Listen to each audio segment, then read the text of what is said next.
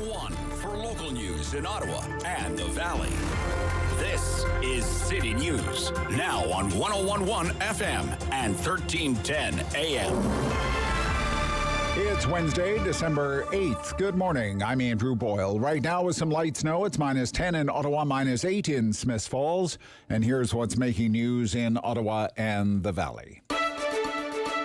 All happening now at City Hall. Protesters have gathered in advance of the final passage of the city budget. City News reporter Perushka Gobel-Kista with the details. Many organizations say the current city budget is not adequate, and that includes the police budget as well. And although it saw a 2% increase, they say more social services needed more of that funding. Sam Hirsch from Horizon Ottawa, who will be one of the many organizations at this morning's rally, explains that funding should be equally distributed for all services in the city. The distribution of money in our city, the distribution of wealth is not currently equal. And we need to do more to make it so that we have money going to the services that need that money.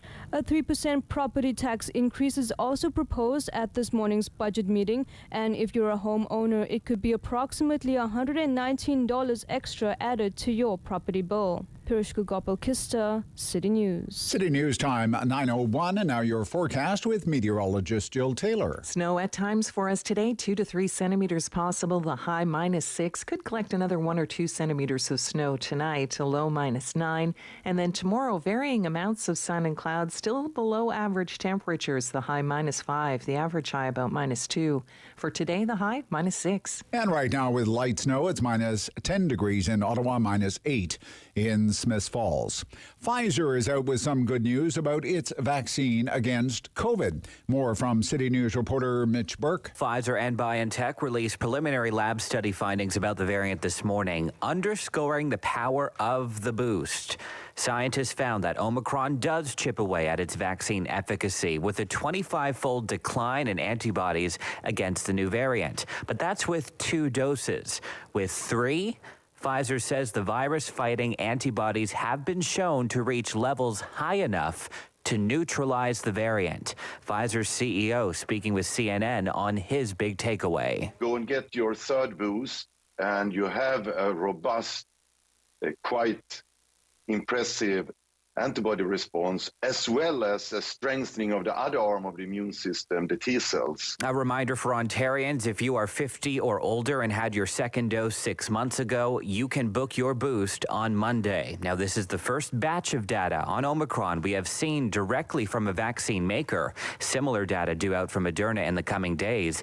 Experts have said Omicron will likely dominate the globe in 2022, but so far, most cases have been mild. Mitch Burke, City News. City News time 9:03. Police have located a missing 13-year-old girl we've been telling you about for the past couple of days. Raina Fox-Wagush has been found safe and sound. Bank of Canada is set today to announce what will happen to its trend-setting interest rate with job and inflation figures on the rise. The economy grew at an annual rate of 5.4% in the 3rd quarter, almost in line with the bank's expectations. And job gains in November lowered the unemployment rate to within 0.3 percentage points of what was recorded in February of 2020, just before the pandemic. At the same time, inflation remains above the central bank's target range of 1% and 3%. Although senior bank officials have said a rate hike could happen as early as April, the updated economic indicators released last week by Statistics Canada had some economists saying a rate increase in January could not be ruled out. Laurie Paris, The Canadian Press. And I'm Andrew Boyle for News Anytime. Follow up online at ottawa.citynews.ca.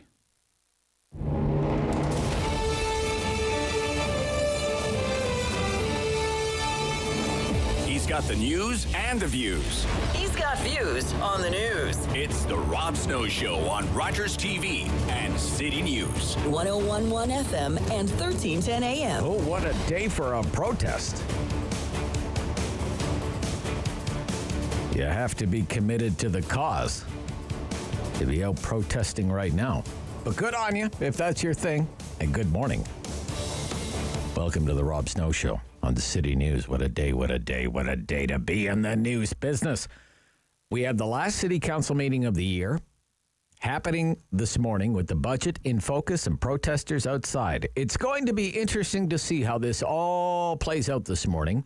Our friends at Rogers Television will leave the Rob Snow Show when the City Council begins, and they'll bring it to you in its entirety. I'll be interested in seeing what happens with the police budget, most of all. I mean, all year there's been pushback in the community. And calls for a freeze or a cut to the police budget, or even deep, deep cuts to the police budget. Defund the police. Defund the police. And then put whatever savings can be found into social welfare programs, affordable housing, mental health, addiction programs, these sorts of things. And that's not really what's happening. As it stands right here, right now at 5 after 9 this morning, about an hour before this council meeting begins, the police budget is supposed to increase. It will not be cut. It's supposed to increase by 2%, which is not as much of an increase, not as large of an increase as asked for by the police. Remember, the original ask was for a 2.8% budget increase, but they trimmed that down. But I get the sense that the mayor wasn't too crazy about that and what happened at the Police Services Board budget meeting, and the mayor, in the end, is the big boss with the big stick at the city council, and he has the votes to carry on with his agenda. That's no secret. Now, the city council can't make any changes to the police budget. They can only say yes or no to the police budget. So what's going to happen here? Could they vote no? So they go back and do it again? Because the mayor thinks the budget increase should be more than 2%? And how would that play in the realm of public opinion? That's why you need to keep it right here on City News and Rogers Television, and we can watch it and listen to it all unfold as it happens in real time. One of the other things that's always worth watching is anything to do with public transit. Transit is quote-unquote free. I'm using my air quotes, free right now. It's free for the month of December. Free. I love that. It's free. Don't you love that, David? It's free. Like the fuel is free that goes into the bus, right? And the operator of the bus, they're working for free right now. And the maintenance staff, they're all working for free at OC Trans. Oh, free. It's not free. It's more than $7 million free. Anyway, there are calls for that to be extended beyond December. We'll be listening for anything to do with transit fares as well. And coming right up here, it's Councillor Catherine McKenney. They've set some time aside for us this morning to offer their perspective on this budget and the upcoming update on light rail. I think we should also talk with the councillor about just how the year went for the city council. Councillor McKenney has frequently been at odds with Mayor Watson and Mayor Watson's allies around the council table, so that's coming up probably 9:15, 9:17, around there. Every Wednesday, this is the place to score your political fix. We're going to get our fix today of politics. Two great political strategists are on our show this morning. Chris Day is more on the right side of things. He used to work for John Baird. Jeff Turner works for Blue Sky, very much of the liberal persuasion.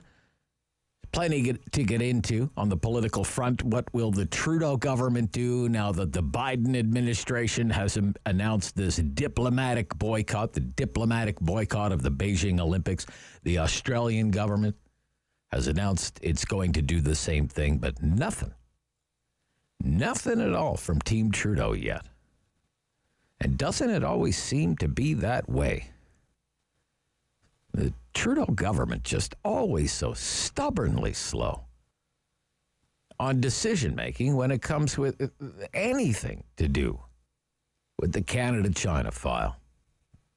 Now it's this boycott, but, you could say the same thing about Huawei. How can it take years and years and years to say, no, telecom companies of Canada, you cannot use Huawei equipment in our 5G networks because it would compromise the national security of Canada? What makes that so difficult? What makes that so hard?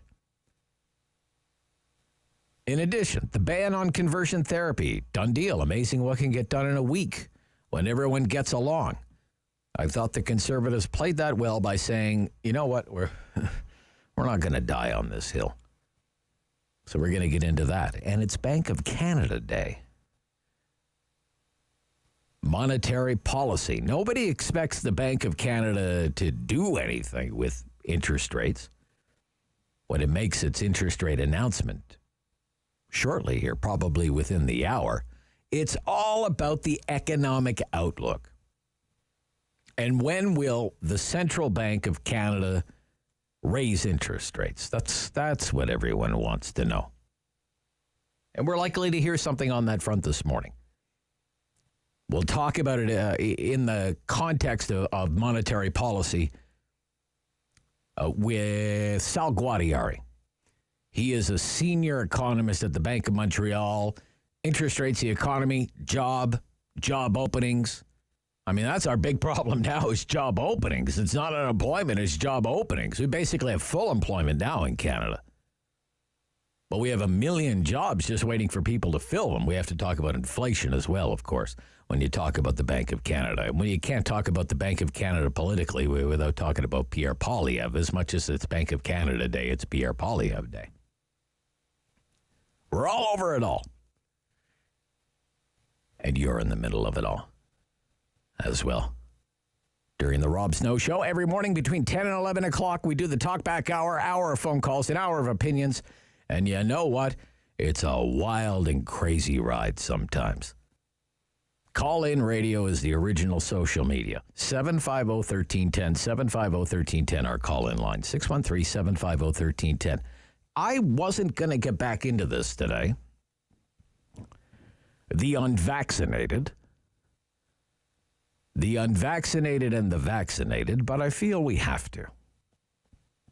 Given the soundbite that is making the rounds. It comes out of yesterday's update from Dr. Kieran Moore. Dr. Kieran Moore is the top public health official in the province of Ontario, the province's chief medical officer of health. Remember, we asked yesterday, should we get tougher on the unvaccinated? Really crack down on them. The millions and millions of Canadians, maybe as many as 5 million Canadians, refuse to be vaccinated. Should we get tougher on them? And some of you said yes, and some of you said no way. Absolutely not. And I thought we had a good and healthy debate on the issue. And now I thought, well, that's the end of that. We don't have to talk about that anymore. Until this soundbite emerged from Dr. Moore. And as soon as it hit Twitter, David and I were texting, and we were like, I think we're going to have to talk about this. And David said, yeah, Rob, I think you're going to have to talk about that. Dr. Moore said yesterday, during a question and answer session with the news reporters, that a basic means of protecting ourselves from COVID-19 infection is stopping the mixing of the unvaccinated and the vaccinated. Do we have the clip? We have the clip. All right, let's roll the tape here. A basic means of protecting individuals is stopping the mixing of unvaccinated and vaccinated. Play again. A basic means of protecting individuals is stopping the mixing of unvaccinated and vaccinated.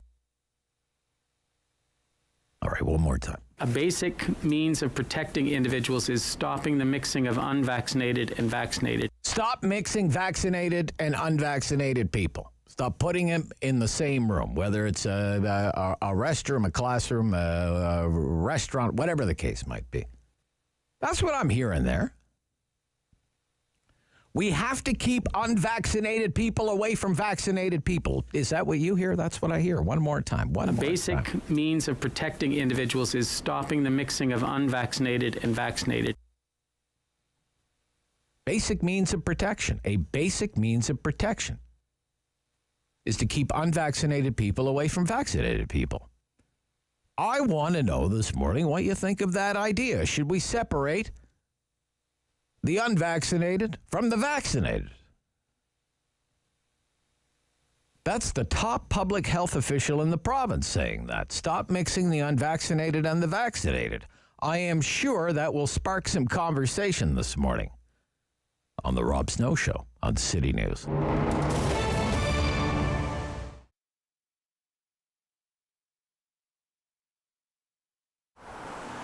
It's a space that needs to be lived in. It's a space that people, have to have an experience of more than just art on the walls. I think, yes, the art on the walls is fun, and it's fun to walk around and see all the beautiful things, and the way Dominic and Edith have curated the gallery is certainly something worth seeing. But coming by and asking questions, again, to Dominic's point of view is, interrupt him, ask questions. I'm here on most of the days too. We have Luce that comes in, Nancy that comes in. So yeah, we have quite a few opportunities for people to come in and see the process, and of course ask a few questions. It's a great space. Basically, the one event that we did do, is the jazz shows, the jazz and blues shows. And I think the weird thing to let you know is that the acoustics in here are really amazing. I think that was the first thing that blew me away when we started doing shows, or when I was helping out with the shows. The other part of the business too is we do rent it out for special occasions too. So a few weddings, birthday parties, product launches, that kind of thing. So they're also a lot of fun. We do have one artist that's from the States, but of the 30 odd artists, the rest are from either Quebec, Ontario, and one beautiful woman from BC. It's definitely part of the philosophy to maintain and canvas and show the beauty that we have in our backyard. You have the very, very strong personalities in Edith and Dominic, of course. It's wonderful to see how that actually balances out in the rest of the gallery. Without necessarily being, an objective, we basically have half female artists and half male artists in this gallery. I can't say it's anything more than choosing the best people, and that's just the way it is. And I love that. I think it's great. You go through and you're like, wow, it's all pretty cool. And yep, it's half are women and half are men. It's cool. Like everyone else, we didn't know what to think, right? It's overwhelming at first. You just know that things are closed. And now you're trying to figure out what you do during that downtime, which I think everyone did. And I think in March, the first close, the first shutdown, it was a lot of actually recuperating and resting and not worrying too much on the spot. It's running a gallery is a bit like running a marathon with sprints. So there comes a time where, it's actually nice to just take a break. And then you wake up and realize that, okay, now it's time to wake up and deal with this new reality. From my perspective anyways, I think a gallery can be overwhelming, and I like to make it fun. So you're going to come in, I'll ask you questions, I might even joke around with you. The most people come here, they're not really going to buy art, but they could have a fun time and talk about it, right? And one of the things the gallery does offer is for local purchases, we'll be happy to drive it to your house and hang it for you.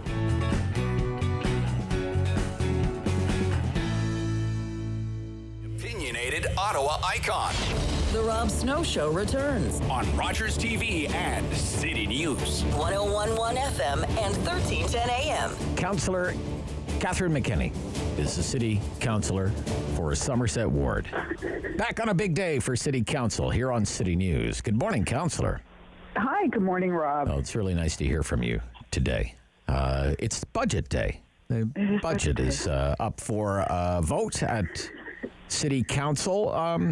What is most of interest to you on this budget day? Absolutely. I need to see a freeze in transit fares. Okay.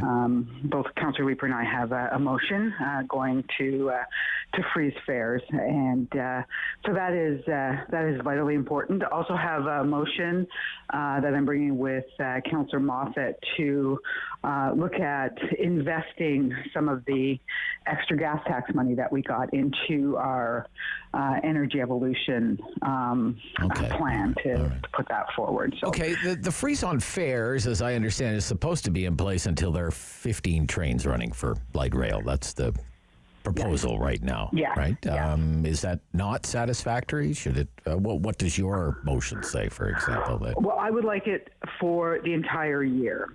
So of 2022. Of 2022, exactly. Okay. All right. I don't feel that, given what transit riders have been through and given the cost of a monthly pass, that now is the time to add on to that. What do you think about the proposed police budget? Increasing by 2%. The ask had been for a little more than 2.8%, whittled down to 2%.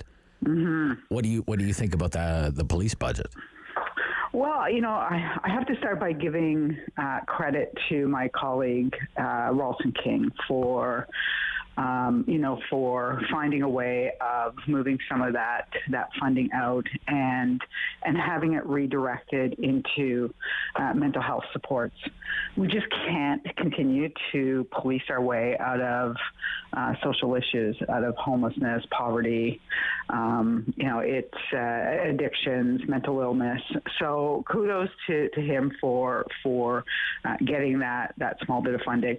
I do, however, question why, if we needed that funding in mental health services, which we clearly do, we need much more, why that wasn't part of the original draft budget. And that's the part that often frustrates me year after year, is that budgets come and I just don't feel that they tell us, that they tell the public the full story of the needs in our community.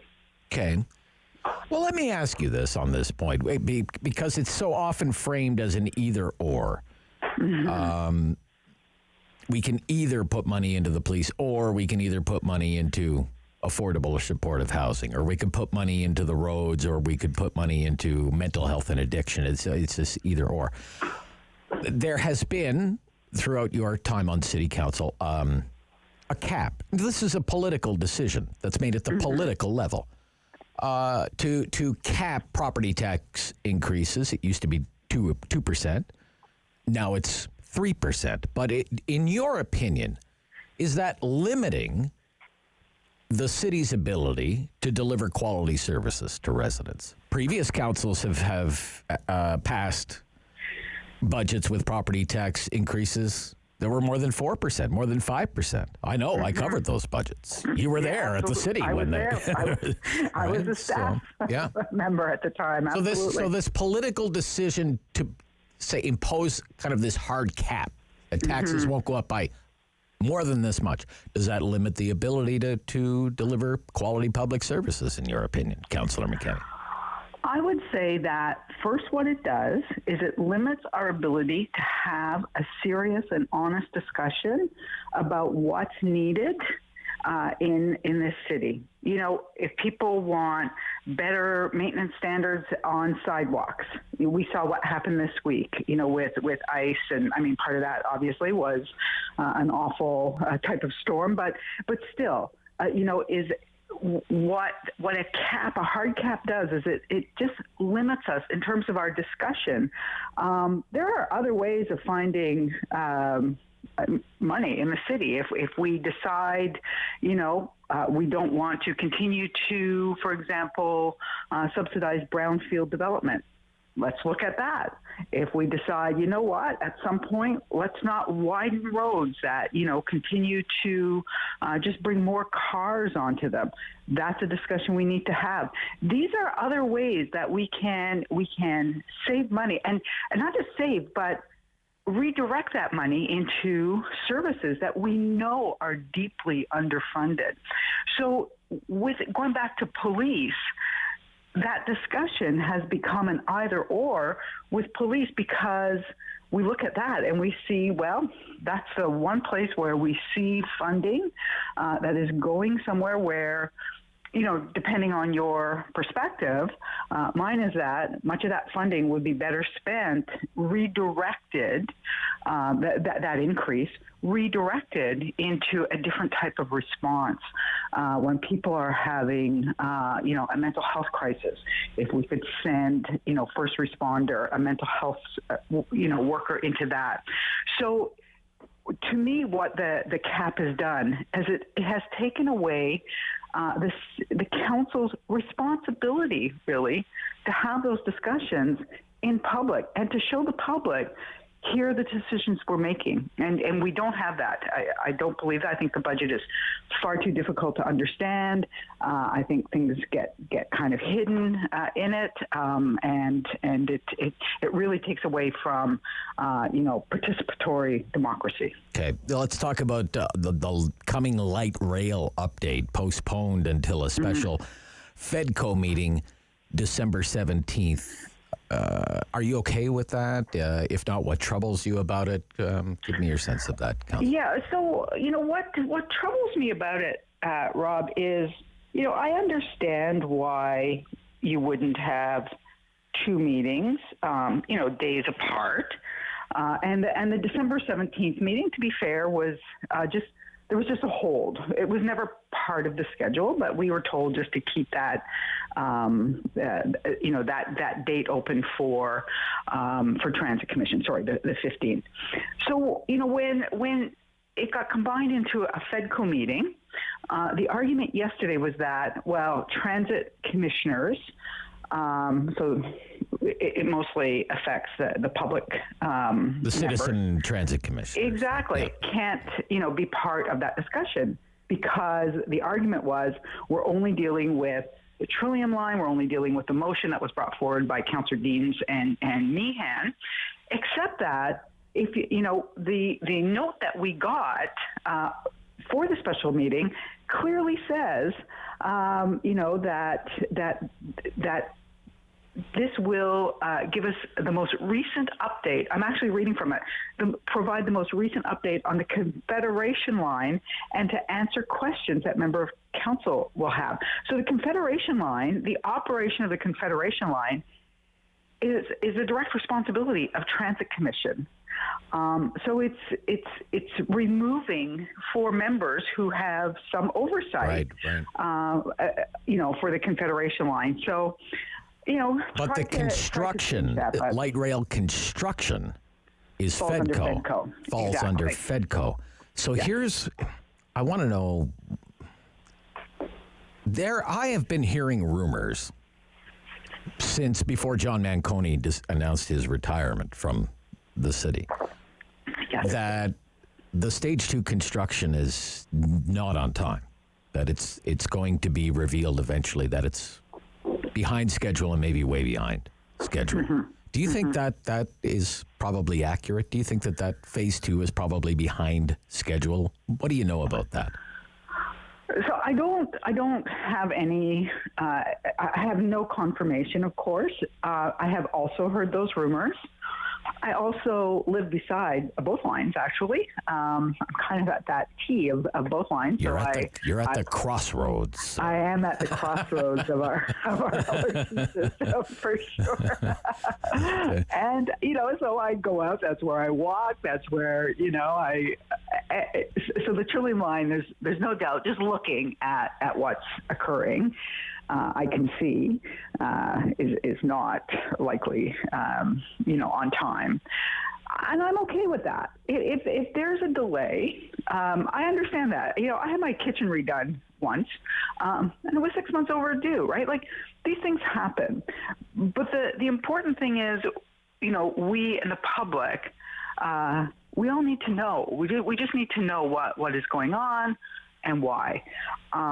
If I go back to Confederation line, my argument was always that we opened it too soon. It wasn't ready. And yet it was late. And I argue, that better late than too soon and not functioning. All right. Councillor, we'll let you go. Get ready for the meeting. Thank you for your time in advance of it. Thank you. Yep. Nice. Councillor Catherine McKenney, your political fix after the news on City News.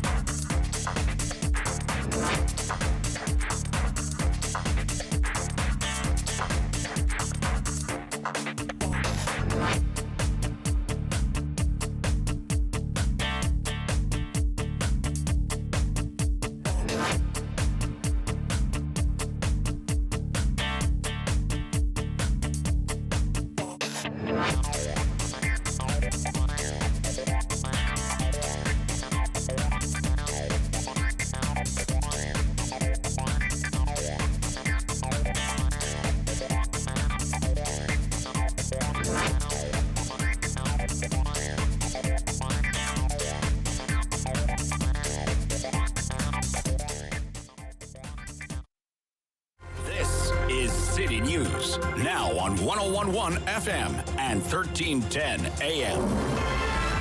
It's Wednesday, December 8th. Good morning. I'm Andrew Boyle. Right now in Ottawa, light snow, -9. Feels like -17. In Smiths Falls, it's -7. Here's what's making news this hour. Budget day in the city of Ottawa. Departments have their requests in. City councillors will vote on the package when the meeting gets underway in about a half an hour from now. Now, not all are pleased with the department bottom lines in some cases. Councillor Catherine McKinney telling City News they want to see a freeze in transit fares and also would like a focus on not policing our way out of social concerns. As for the hard cap on things like a property tax hike, McKinney says it limits a serious discussion about what's needed in Ottawa.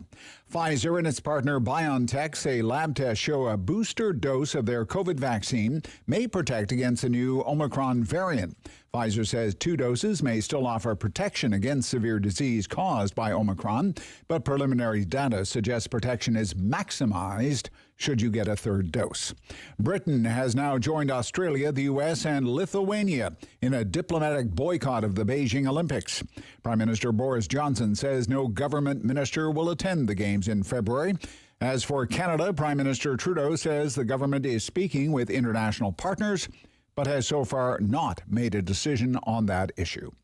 City News Time, 9:32. I'm Andrew Boyle. For news anytime, follow up online at ottawa.citynews.ca. Strong voice. Strong opinions. The Rob Snow Show returns on Rogers TV and City News. 101.1 FM and 1310 AM. Strong opinions, you ain't heard nothing yet. It's time to score your political fix. Hey, Chris Day's back, President Winston Wilmot. Good morning, Chris. Good morning, sir. Yeah, it's great to hear from you. And Jeff Turner, Vice President, Blue Sky Strategy Group. Good morning, Jeff, and welcome back to you as well. Hey, Rob. Thanks. So let's get right into it here. There's so much territory to cover off this morning. The ban on conversion therapy is expected to get royal assent today after passing through the House and Senate without changes or committee study. Jeff, what do you think about how this played out over the last week? Well, I think a good cause for the celebrations we've seen across all the different parties in the House. It's the right thing to do to get this done and through. Also good on the Senate, who was the sort of place of delay just before the election that ultimately saw that bill scuttled before the election. So lots of good reasons to celebrate for everybody. I think for the Conservatives, it was a shrewd political move as well as the right thing to do. This absolutely was an anvil that the Liberals would drop on their head at every opportunity if they continue to have half their caucus standing up and speaking against it. So I think everybody won in that respect, and that's not a bad thing. Were you surprised the way it played out for the Conservatives, Jeff? That's just let me ask you a little bit, and I think that's that's the art of politics. Taking it away is a strategic move for them, and I was surprised that they were able to manage. The inevitable caucus members there, who I'm sure were biting their tongue in half while they were, while the unanimous consent motion was on the floor. But again, it's good for them to do and move past this issue because it's just something I think most Canadians agree on, and I think is long overdue. So I think they've done well there, and been including their caucus management for those who may be less than thrilled with the decision, but see the value in moving on. Okay, Chris Day, what do you think about how this played out over the last week? Well, I think for this periodic reminder that Parliament can be fundamentally decent and, dare I say, a downright efficient place at times. I also think it's a reminder that, third time's a charm. This is the third time that the Liberal government has introduced a piece of legislation on conversion therapy. The first time, it died on the order paper because they prorogued because of the We Charity scandal. The second time, they tried to rush it through before an election that nobody wanted. And so, yes, it died on the order paper again. And this time, a better bill than the previous bill was put forth, and I think the Conservatives said, listen, we want to focus on the economy, we want to focus on pocketbook issues, and not these culture war issues. I would have liked to have seen more of this, frankly, on areas of all-party agreement, and specifically things like the blood donation ban that still discriminates against portions of the population. And I hope that this is a lesson for people that on those areas of agreement where there are those all-party lines being crossed and boxes being checked, and decent pieces of legislation that we can fundamentally support and most Canadians agree with, let's get them through and focus on the big issues. So, Chris, were you surprised how the Conservatives played it then? Did that surprise you?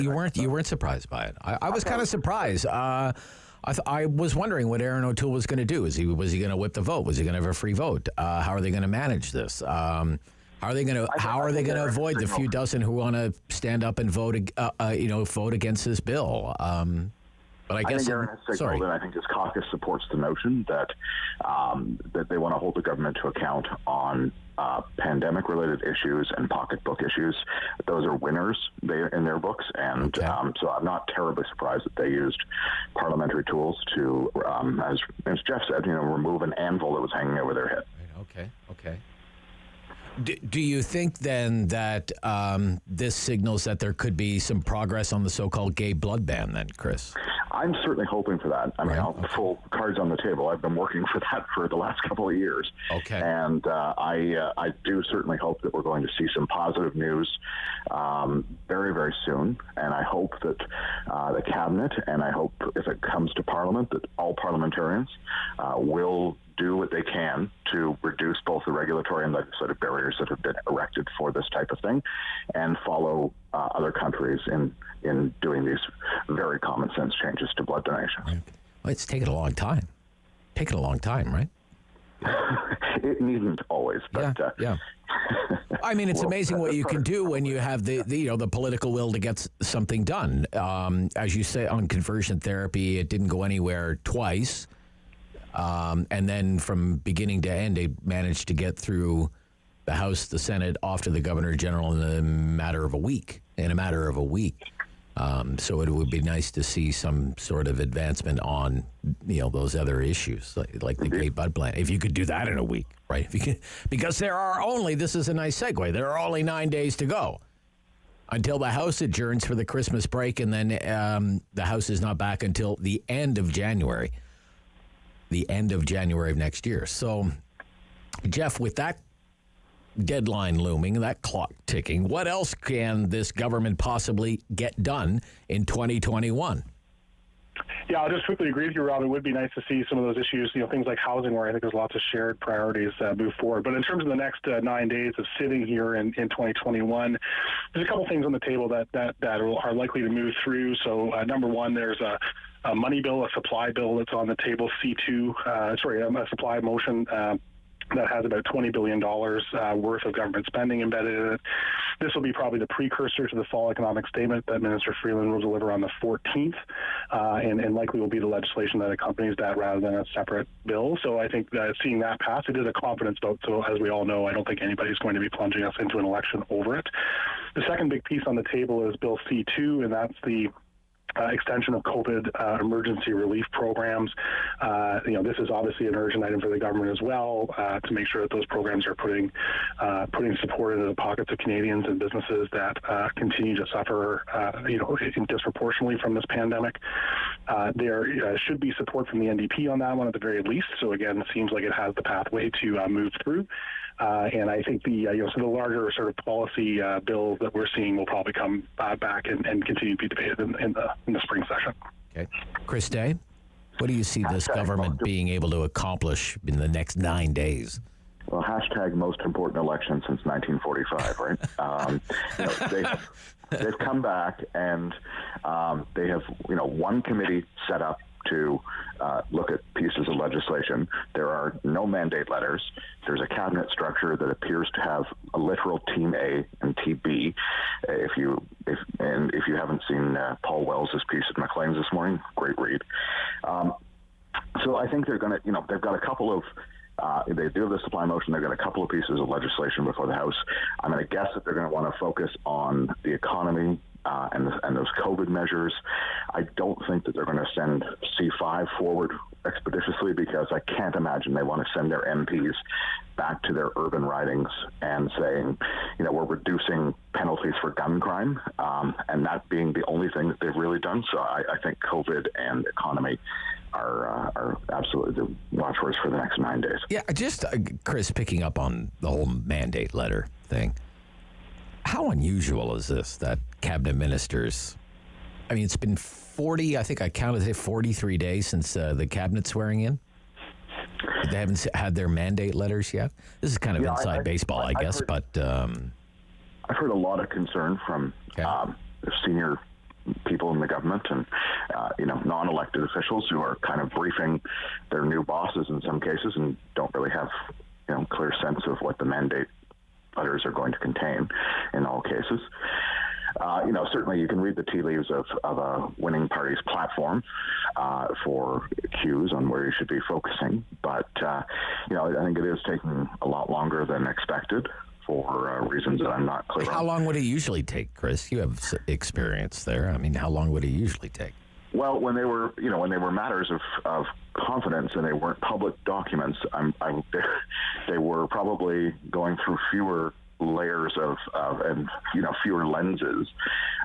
It was certainly within the first month. Usually was when we started seeing some direction in terms of where we ought to be focusing priorities, in my experience. So it is taking longer, and certainly it's curious given the importance that was accorded to this election. Yeah. What do you think on this lack of mandate letters? Like the Justice Minister said, yes, I haven't seen my mandate letter yet. It's definitely taking longer here, Rob, than I think anybody would like. I just point out that not everything is a formal process like a mandate letter or a bill in the House. I'll point out to your listeners would know well that if they are riding on a train or a plane now, that they are protected by having a vaccine enforcement system there that has taken place. The federal government's been rolling out various policies like that in the federal public sector, as well as the broadly federally regulated sectors for things like vaccine mandates. So there is action that happens at an executive level that has been taking place in that interim period, but definitely things like the mandate letter should come out pretty darn soon, and definitely before Christmas, or else I'm not sure what the holdup is. Okay, we'll be right back. This is your political fix on the Rob Snow Show on City News.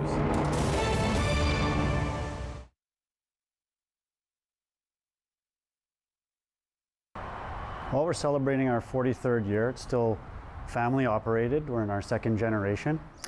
We, pre-COVID, we're at about 1,000 employees. We have 20 stores from coast to coast in Canada. We do our own manufacturing. Right here in Ottawa, we have about 160 people that support Canadian-made manufacturing in addition to our retail stores. Taking you back to mid-March and the impact of the pandemic on Lee Valley. Lee Valley was actually in a tough spot. We had just launched our website a few months prior to that, and we were going through, a fairly typical deployment dive where your customers retract as they adjust to the website. And then under stress already, this pandemic hit. And in the early days, it was pretty critical. It hit us really hard. Stores were closed. We weren't sure what to do, so we had to go right into survival mode. As a result, we had to take our workforce almost back to half of where we were at because the stores were closed, and with 20 stores, that's a big retail workforce. But what we were able to do pretty quickly, with a little luck, being essential, selling tools and hardware, we were able to adjust our business model, with respect to the stores and our fulfillment operation. That new website that we were under stress worked out well for us because as the world was under house arrest, people were looking to online, and the conversion to our online sales in some cases almost doubled. And we saw tremendous interest in things to do at home.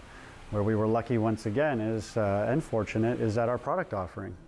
Work at home tools, craft, hobbies, backyard, container gardening, you name it, what we sold was really appealing to people. With respect to our stores, Lee Valley, a rare unknown fact was that we were one of the pioneers of curbside pickup. We've been doing it for 25 years. Pretty much dove right into the application to help with the contactless shopping right away. We took the application, and it's not like a Apple application where you have to download it to your phone and clutter up your phone.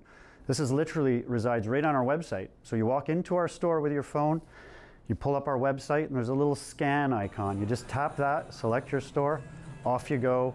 You go through the showroom, you scan product, you can read more about it, you can check the on hand, you can add it to your cart, continue to shop, and when you're ready, you just submit it to the counter.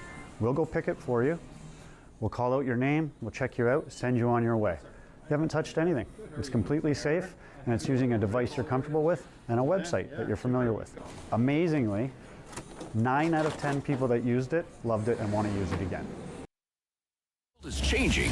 So keep up with Rob. The Rob Snow Show returns on Rogers TV and City News, 101.1 FM and 1310 AM. Back part 2 of your political fix with Chris Day, Winston Wilmot, President, and Jeff Turner, Blue Sky Strategy Group Vice President. What do you expect, Chris, the Trudeau government will do now that the Biden administration has announced a diplomatic boycott of the Beijing Olympics? I think they should have coordinated that with the U.S., Australia, UK, and others. But now that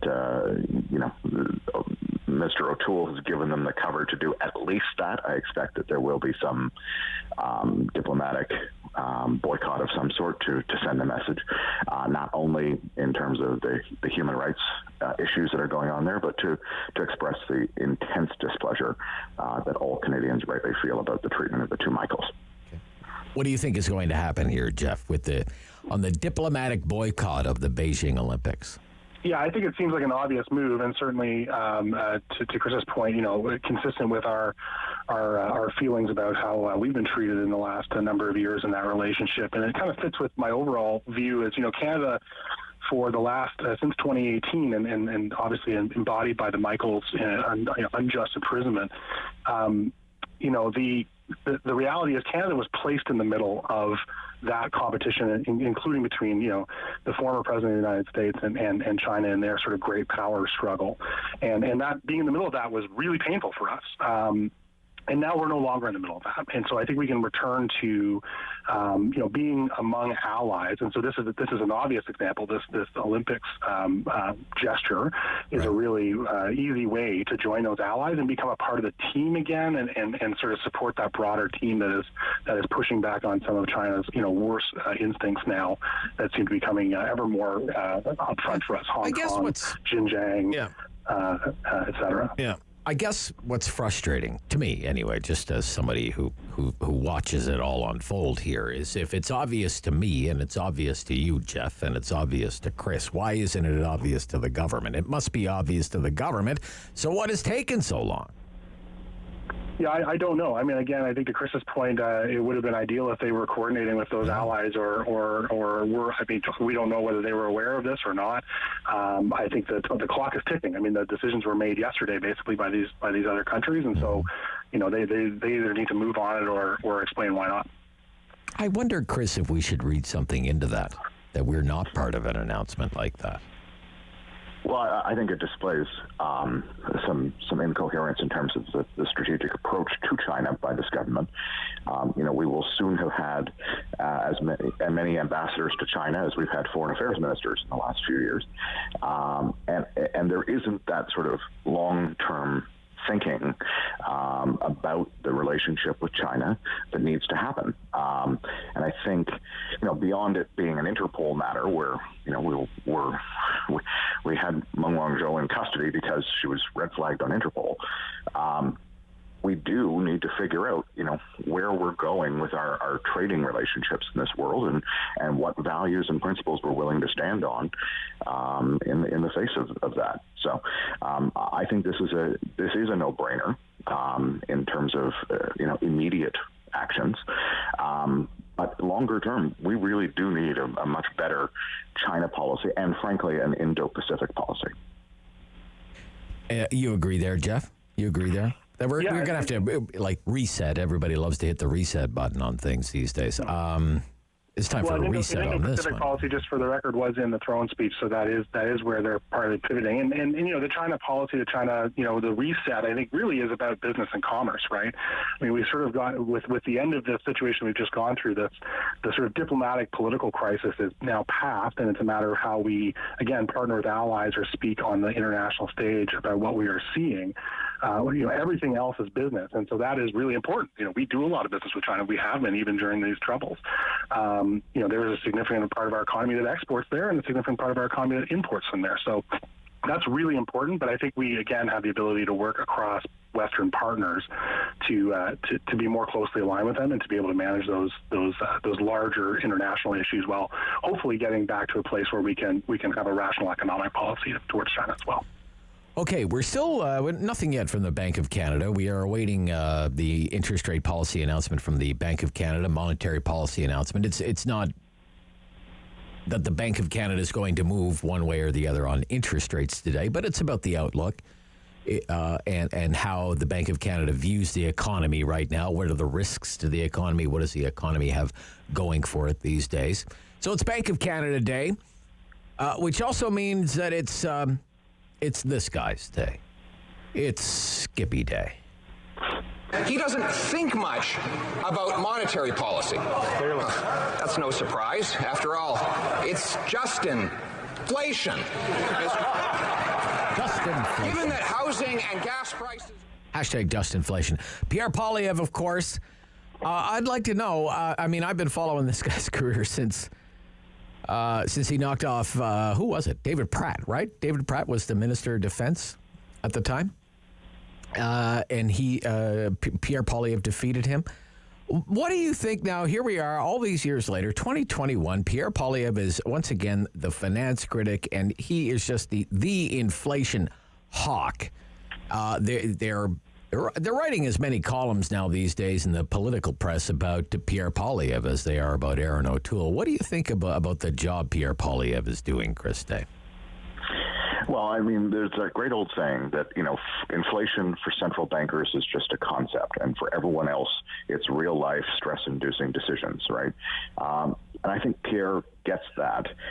He gets that, across the country, and certainly outside the Queensway belt, that there are people struggling, and there are people who are making kitchen table decisions about what they have to do without and what they have to forego. And more so as prices rise and inflation creeps up, and seemingly, there seems to be a bit of a laissez-faire type of mentality that amongst some policy and decision makers. So I think Pierre gets that. I think his messaging reflects that, and I think the government hates that. And for Mr. O'Toole, that's a winning combination. Okay, Jeff Turner, what do you think? What do you think about Poilievre these days? Well, I'll definitely agree with Chris. Listen, people's pocketbooks are the things that they feel the most heavily in their pockets, and they see in front of them at their kitchen table, as Chris said. And so, not wrong for a political party, for a politician to, channel that and raise that as an issue. That's about as much grace as I'll give him. I don't think those people sitting at that kitchen table are seeing Pierre Poilievre. They're not hearing him. And the reason why is because he's swinging at the fences for his base. It's all red meat for the base. It's all social media clips for his Twitter followers who are all of the same mind. He's not speaking more broadly. What he is doing is driving that issue, right? So that it's being covered more. But, I also, you're always well advised to take Chantal Hébert's view seriously in politics. She has great analysis. And one of it was, there are more columns being written about the lies that he's telling than about the issue now. And so that starts to become a liability for him because, again, he's strutting for his base. He's playing to his base. I would disagree slightly with Chris's analysis that it was good for Aaron O'Toole because it's just Pierre sharpening his knives even further, building his cred even further for that next race. And I think the challenge is, if he's losing the people who know that he's not entirely accurate in how he's discussing things, and he's losing people who are turned off by his partisan base stoking, what is it accomplishing? And I think the challenging thing for me is, this playing to the base seems to be the only thing that this Conservative Party knows how to do. They don't seem to know how to come out and actually speak to those people at their kitchen table in a reasonable, empathetic way that is connecting with them and offering solutions, or even, frankly, just offering the truth about what's happening, because they're not even starting at the truth about what's happening. And that's where I think... All right, well, let me... Chris, partisan base stoking. What do you... Is that what he's doing? Partisan base stoking? Or? Well, all of those, just inflation and all of these, all of these Twitter clips, the 2x4, all that kind of stuff. None of that is looks great on a lawn sign. It'll look great on. It's aimed at partisans. It's aimed at party grassroots members. It's for fundraising purposes. It drives people to make small donations because they got riled up. It causes people to get angry and do more. All right. Let me hear from Chris. Jeff. Hold on. Okay. Chris? Well, I would note that Minister Freeland's strongest and chippiest responses, I think, ever in the House have come since Pierre has been back at the finance critic portfolio. And I think that's a sign that certainly the government thinks they are at risk. They have an open, fleshy flank that could be pierced on this issue. And, ultimately, pocketbook issues do matter. And people will make decisions on who they think is standing up for their interests best in that place and in Ottawa and policy making generally, and getting ideas on the table and getting people talking is actually a good thing. Okay, we have about a minute, maybe two. David, if David's charitable, he'll give us two. Jeff, you're a longtime resident of Ottawa, right, Jeff? Yes, indeed. Yes, and same with Chris, right? Longtime resident of Ottawa. So born and misbred. Yep. There you go. Okay. Today's the last city council meeting of the year. It's going to start in a few minutes with our friends at Rogers Television. But then the attention turns to, what is Jim Watson going to do? What do you think he's going to do, Chris Day? You think Jim Watson's got another campaign in him? What do you think? What do you think he's weighing right now? I have no crystal ball and no inside info on this information, but I have heard more people grumbling than ever, and I've heard more people, questioning the mayor's appetite for keeping this job. So I think it will depend on whether he has that stomach to fight another election, arguably one that will be the toughest he's faced. This program is brought to you by Ignite TV. Now you're in command. Visit Rogers.com